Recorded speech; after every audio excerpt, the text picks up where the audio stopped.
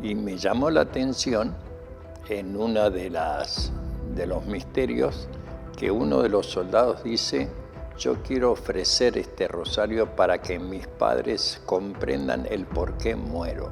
Esas palabras en un muchacho de 18 años llegan muy profundo. No tenía miedo a morir. Es más, estaba dispuesto, ¿no? Como decía Esteves, ¿no? Yo dono la vida a la patria, ¿no?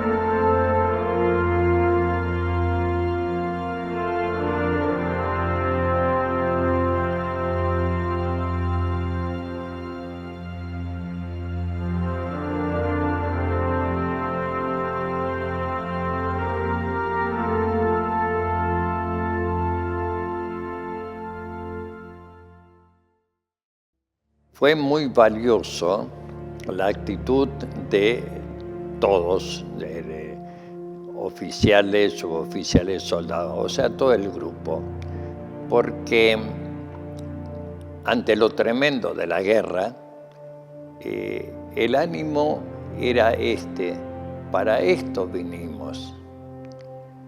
Ahora que los esperamos y los tenemos, no podemos claudicar, ¿no? Entonces la adrenalina era muchísimo y las ganas de combate también. Pero se llegó allá, iniciado ya el mes de junio, ¿no? Tuvimos un gran éxito, ¿no? El 8 de junio, que fue el día del cañadón de las bombas, le llamaban, ¿no?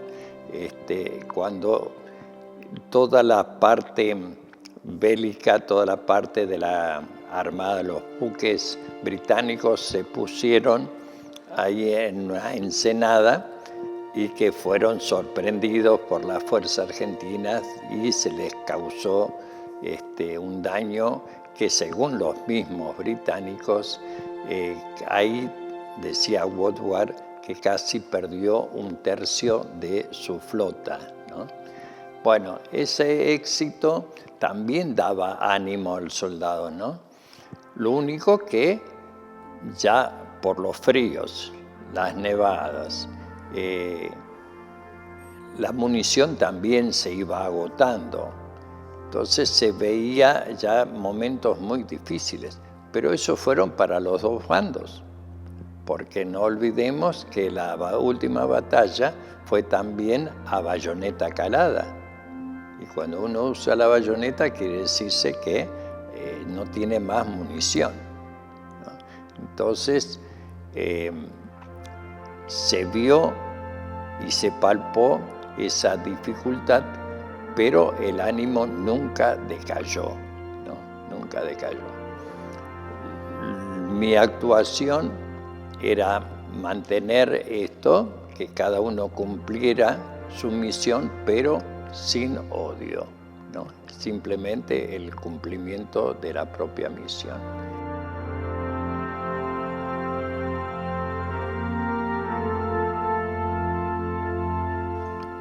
El 14 de junio nos sorprende, después de más de 18 horas de combate ininterrumpido, la orden de alerta blanca. Y alerta blanca era alto el fuego. Ante tamaña sorpresa, yo quiero verificar por qué, y fui hasta la casa del gobernador. Allí me entero porque vi también venir un grupo de camarógrafos rodeándolo, representantes de Gemini Moore, ¿no?, que venían a parlamentar. Y con esa novedad volví al pozo comando del Regimiento 25, y cuando llego yo decía, ¿cómo le digo a Seinelín esto? Que todo se acabó, que hay un alto al fuego. Pero él se adelantó, porque al noticiar que yo llegaba ahí, le dicen, teniente coronel, llega el padre Martínez. Y él sale y dice, vio, padre, lo esperábamos por el jardín y nos entraron por el gallinero, ¿no? Por la parte de atrás, ¿no? Y bueno, entonces ahora ahí decía yo, bueno, ahora tengo, ¿cuál es la misión mía? Porque como capellán, yo estrategia y eso, yo no tenía militares. ¿Qué hace uno si caemos prisioneros? Y él ahí me dice, bueno, nos pueden hacer 3 cositas. Nos fusilan a todos, una posibilidad. Nos meten dentro de un barco ahí como una cárcel flotante, 2. Tercera posibilidad, nos llevan a Inglaterra y nos retienen hasta que se les cante, ¿no? Y digo, bueno, pero vuelvo. Y mi papel como capellán en esta circunstancia, ¿cuál sería? Entonces ahí me sugiere, dice, mire, tome todos los heridos que puede, sáquelos como pueda, cuide de ellos, que usted sigue en misión, ¿no? Aunque figure como desaparecido, y así creo yo que debo figurar, porque no estoy, supongo yo, porque tampoco me vi, ¿no? En la lista de la Cruz Roja, porque yo no caí prisionero, sino que cumplí aquello que se me había sugerido. Fui después del 14 de junio, quedé buscando heridos, transportándolos con el Yeguín, un remolcador de la plataforma Mosconi, decían que era, y con ese navegaba 40 minutos hasta encontrarme con el Irizar, que estaba en alta mar, y ahí hacíamos el transbordo. Volvía y así fui haciendo varios viajes hasta que finalmente, por efecto de esta tormenta de mar también, hicimos muchos viajes sin poder acercarnos y nos divisaron. Entonces nos dicen que volvamos a puerto para entregar el barquito y nosotros como prisioneros. Entonces ahí le digo yo al comandante, digo, perdóneme, yo no puedo volver ahí y entregarme prisionero, porque tengo muchas cosas que defender, que resguardar. Entre ellas, no solamente mis bolsones de prendas y objetos que yo había tomado como testimonio del combate, sino también, sobre todo, 2 grandes reliquias. La bandera de guerra del Regimiento Infantería 4 de Montecaseros, que en su corbata lucía las condecoraciones del sitio Montevideo, Tupiza, Humaitá, Tuyutí, Juncal, Estero Bellaco, Lomas Valentina, la Guerra del Chaco. O sea, una bandera súper histórica. No podía caer en manos de los enemigos. No. Y después la otra era la bandera de la primera bandera que había flameado en las Islas Malvinas en el desembarco, ¿no? Entonces le dije, no, giremos y a abordar el Irizar como sea. Así que por el rolar que tenía no nos podíamos aproximar, así que llegamos a amadrinarnos lo más posible hasta que me largaron una escala de gato, y ahí, oscilando y mirando, fue donde salto yo del Yeguín a la escala de gato, pego con el hombro sobre el casco del Irizar, me estabilizo y subo, ¿no? Y después el helicóptero del Irizar, con la red de transporte, pudimos poner los heridos ahí y elevarlos con el gancho hasta arriba, después mis bolsones, y así, bueno, tomar ya el viaje para desembarcar en Comodoro de Rivadavia. que lo hicimos el 19 de junio. Ese 19 de junio marca el inicio de una etapa más de Malvinas, ¿no? Malvinas entonces la podemos ver en 3 etapas. La primera, la recuperación y ese periodo de euforia, de grandes logros y de grandes alegrías. El momento de la guerra propiamente dicha, del 1 de mayo hasta el 14, y la tercera etapa es el post-Malvinas. Para Comodoro, la semana que estuve ahí en Comodoro, bien, porque me cumplí la misión, cuidar de los heridos en el hospital regional hasta que fueron evacuados todos a Buenos Aires. Pero después de eso ya me vine a ver a mi mamá, a mi familia, que había sido... primero a mamá yo la tenía engañada porque a los 80 y pico de años no podía decirle a ella que había venido a la Argentina para que ninguno de sus hijos sufriera las guerras que ella sufrió, la Primera Guerra Mundial, la Civil Española y la Segunda Guerra Mundial. No podía decirle yo que estaba metido en una guerra, ¿no? Pero ella me descubre cuando, ya próximo al desembarco, una llamada telefónica que yo no había hecho, ¿no? Sin embargo, se ve que como habíamos dado en la ficha un familiar directo por si nos pasaba cualquier cosa a nosotros, hicieron una llamada y me dicen, ahí su llamada con Río Negro. Cuando tomo el teléfono, escucho la voz de mi madre, ¿no? Y ella me dice, ay, tened cuidado porque ustedes están muy cerca, escucho que Malvinas, etc. Y yo así medio entredormido le digo, no, digo, ya estamos, estoy de regreso ya, ¿no? ¿De regreso de dónde? Digo, de Malvinas. Hoy, ay, empieza ella ahí. Digo, no, bueno, cálmate que ya estoy viendo la costa, ya desembarco y en unos días más voy a visitarlo. Bueno, hice eso, pero me encontré ya con los primeros síntomas de la desmalvinización, ¿no? Todos, al rechazar a la dictadura, rechazaron esta gesta que se había hecho en la dictadura.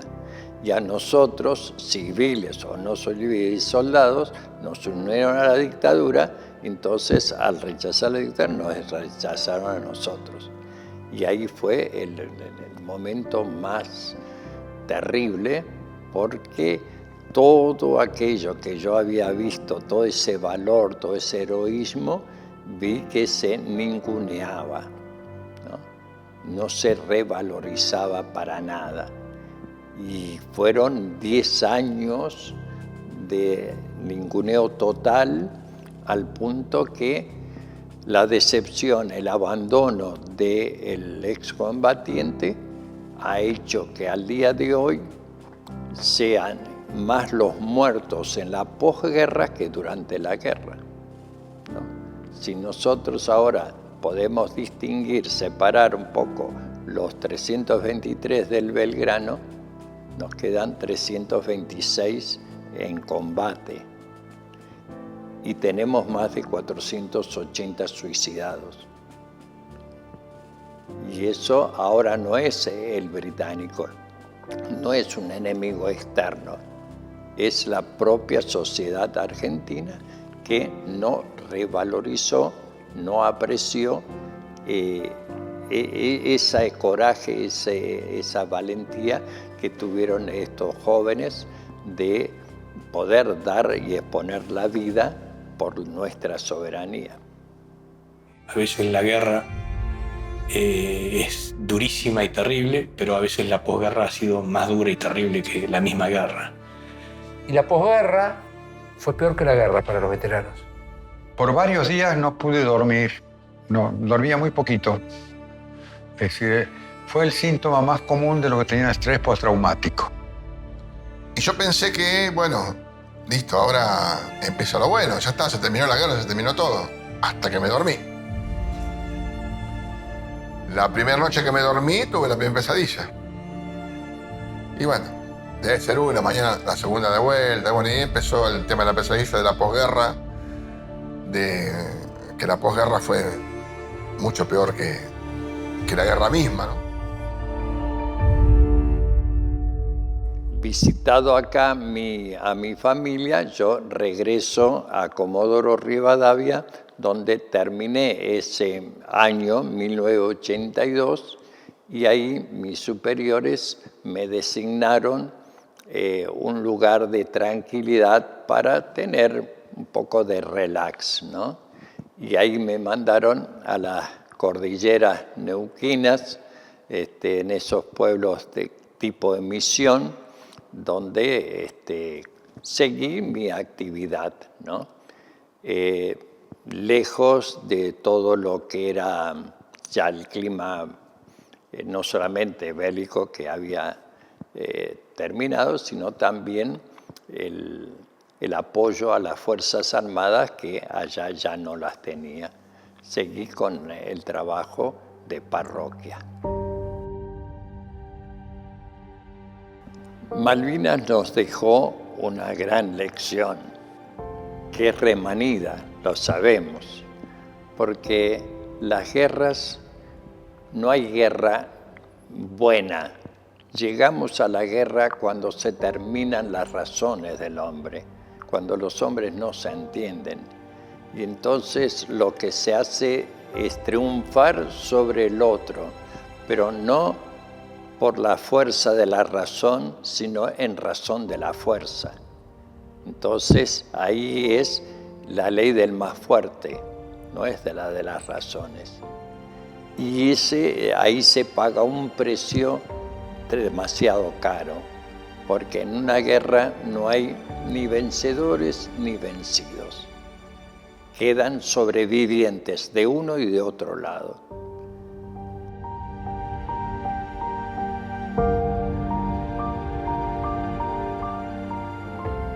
En lo personal, Malvinas es un quiebre, ¿no? Es un antes y un después. Un antes uno tenía una mirada más individual, más local. Ahora vemos que la paz es un bien de la humanidad. Tenemos que luchar por la paz, no solamente en la casa, en el país, sino también en el mundo. Y lo vemos ahora esto porque lo hemos sufrido en carne propia. Hemos visto entonces el camarada que hemos querido salvarlo y se nos ha ido de las manos, ¿no? Yo recuerdo la sensación del primero que lo estaba acompañando a bien morir en la agonía, ¿no? Y me tenía todavía la mano apretada, yo estaba así, y le iba hablando, lo iba sugiriendo palabras de fe, de aliento, ¿no? Hasta el momento en que su mano se desprendió de la mía. Entonces ahí me di cuenta que se me había ido, ¿no? Y uno se queda así como aquel soldado con respecto a la Virgen decía, estoy huérfano de madre, uno se sentía ahí huérfano también de estos que se me mueren, ¿no? Y eso es el horror de la guerra, ¿no? Así que ya la oración, el memento, el recuerdo de los 649 en cada misa en el momento de los difuntos, siempre está, ¿no? Por el eterno descanso de todos ellos. Y después la fraternidad que se ha armado, ¿no? Ya tenemos nosotros camaradas que son más que camaradas, ahora son hermanos que tenemos en el resto del país. Estamos comunicados permanentemente y entonces ahora tenemos lo que nos une, es poco, decimos la bandera de Belgrano, el uniforme de San Martín y esa fe, ¿no?, cristiana y mariana que nos hermana a todos sin distinción. Ya no hacemos sectores como el porteño, el norteño, el sureño, ¿no? Ahora somos todos argentinos y tenemos que seguir luchando por esos valores que hacen a la nacionalidad nuestra.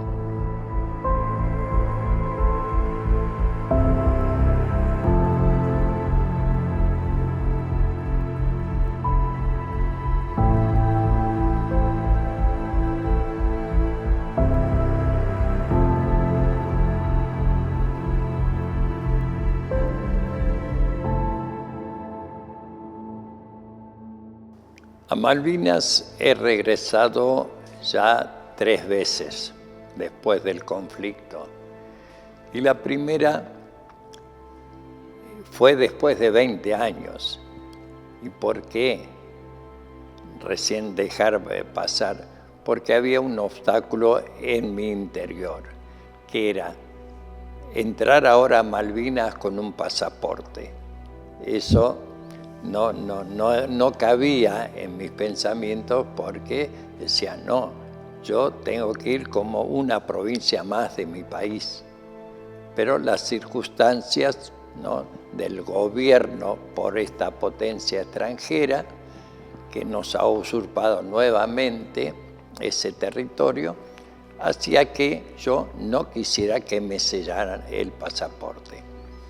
Pero considerado el motivo por el cual yo ahora podía mover e ir, que no era para pasear, sino para rendir homenaje a aquellos que yo les prometí que volvería para rezar por ellos allí en el cementerio, yo vi que ese gesto valía mucho más que un papelito y un sello. Así que me comuniqué con la Comisión de Familiares de Caídos de la Gesta, ¿no?, y cuando se armó la renovación del cementerio, el primero, su gestor fue, como dije, el capitán Cardoso. Él hizo todo el diagrama y le pusieron unas cruces de madera muy simples y eso fue renovado por la Comisión de Familiares de Caídos, ¿no? Entonces fui para la inauguración y la intronización de la Virgen de Luján, que está en el nicho, que está a la derecha de la cruz grande que preside el cementerio. Y al retornar, una de las cruces más simbólicas para mí fue la del teniente Esteves, porque era un miembro de la unidad con la que yo fui a Malvinas, el Regimiento 25. Así que le pedí a la comisión, me facilitó, ¿no?, esa cruz que guardo yo en mi museo personal con las otras cosas, pertenencias, tanto las que traje del 82 como algunas otras que he podido traer posteriormente.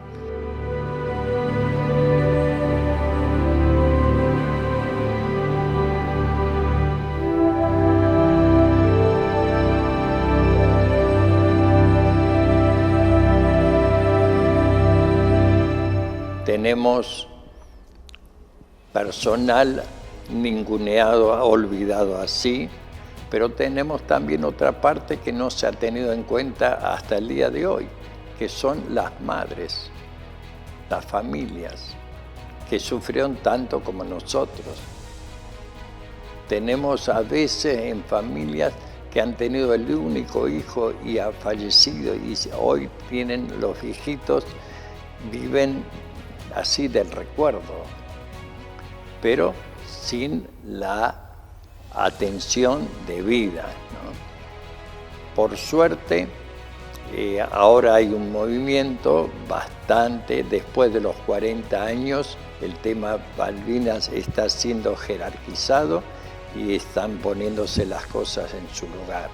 Entonces, yo espero que en estos próximos tiempos la juventud de hoy pueda tener, ¿no?, los mismos valores que tuvieron aquellos jóvenes de 18 años, ¿no? Entonces, tengamos un futuro más promisor.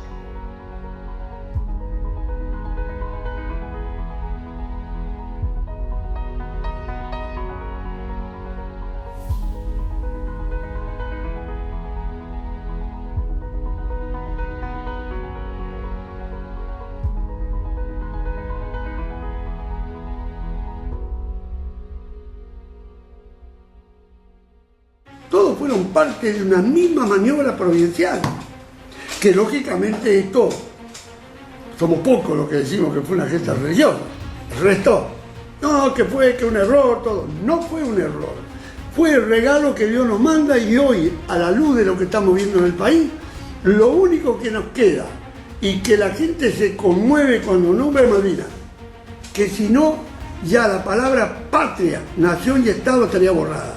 En estos casi 30 años, conmueve a la gente hoy en Malvinas y han hecho lo imposible para sacarla del medio, para corrompieron grupos de soldados, etc. Pero está, y cada día con más fuerza. Entonces todo eso me da la pauta a mí que fue una gesta religiosa y es lo que nos ha quedado a nosotros como reserva para que algún día que se necesite en un país como hoy que está totalmente internacionalizado, pero con maniobras bajas, como la prostitución, la droga, la tergiversación de los sexos, la confusión, todo eso forma parte. Malvinas está como una piedra aflorando en el mar, manteniendo la vigencia de los valores superiores de la patria.